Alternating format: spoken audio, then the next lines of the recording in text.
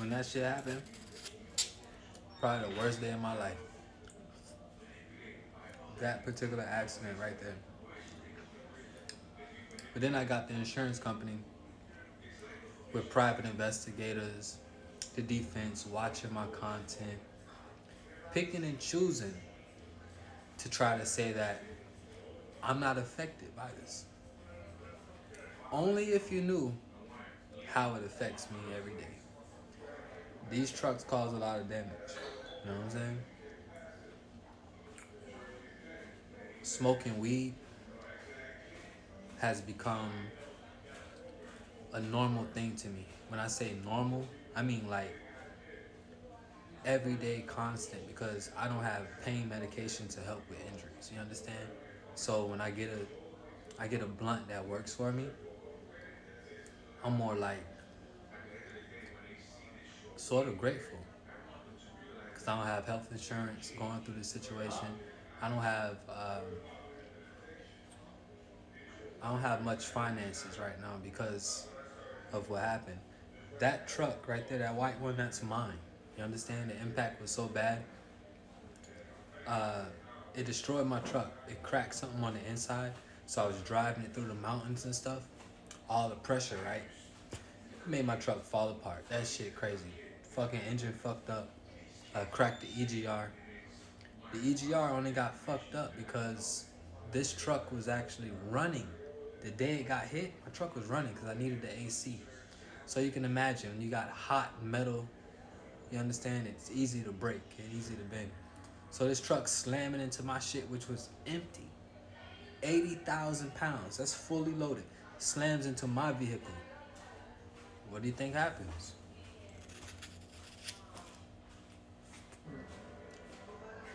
My vehicle weighs 17,000.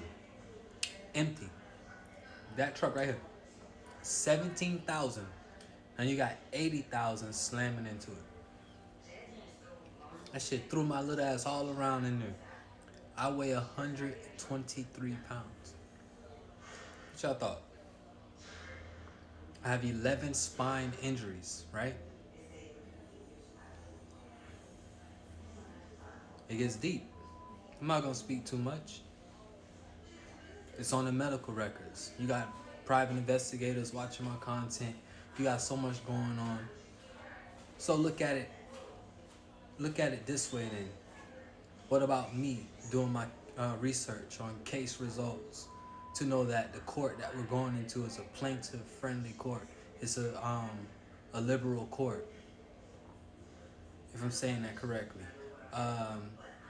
To know that I did nothing wrong. To know that you all had so much negligence involved that you fled the scene. You feel me? If I do something wrong, I'm fleeing the scene because I don't want nothing tying to me or whatever the heck. You understand?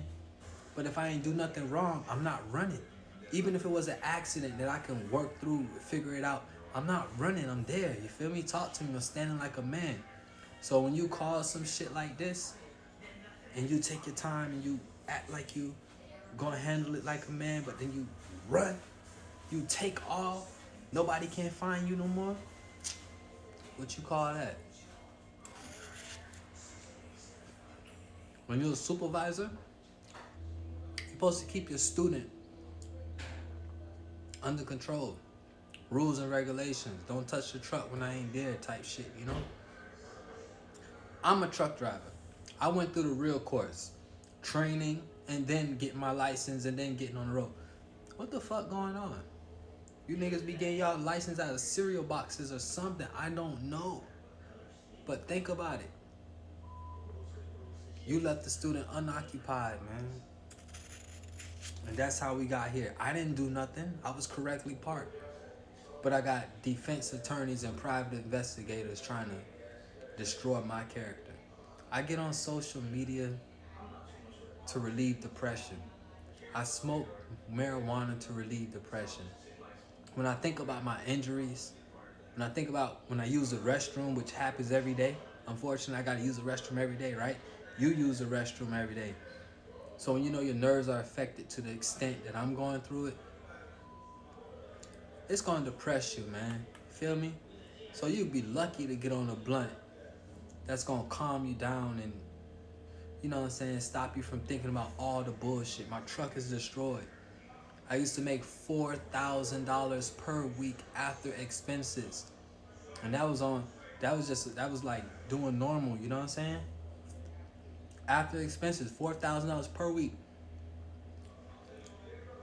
Bringing it home. I had a budget to enjoy my life. Not to be sitting here every day on the couch here at my grandparents' home, you understand? Because my finances have been destroyed. I would have had my own foundation, my own home, own everything. Think about what I'm showing y'all.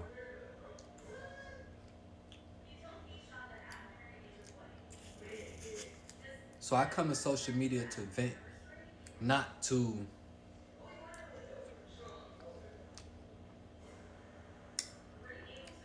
not to have fun and do all of this stuff like a lot of other people do. You know what I'm saying? Mine is more like a venting session, more like therapy to get me through my day. You know what I'm saying? Or week or month, however you want to see it.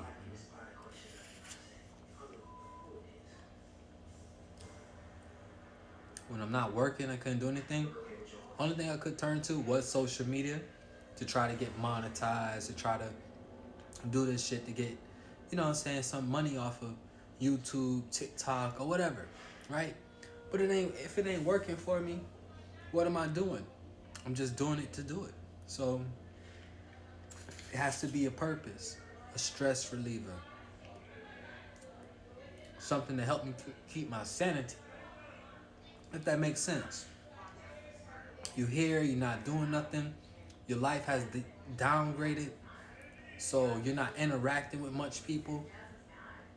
No, you got to keep your sanity some way, somehow, not doing much. So how you do that? Grow your content, create content, grow your channels and stuff like that. That's how you stay in tune and interact with the world. Yeah, this shit messed me up. I may not be in a relationship right now. I may not find another relationship that's going to be stable and last long. I may not find it. May not have kids. May not do any fucking thing because of this shit. Right? So now think about it.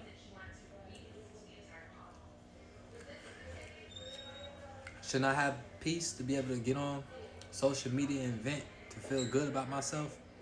At least a little bit? I'm just saying. So that's the fucked up part.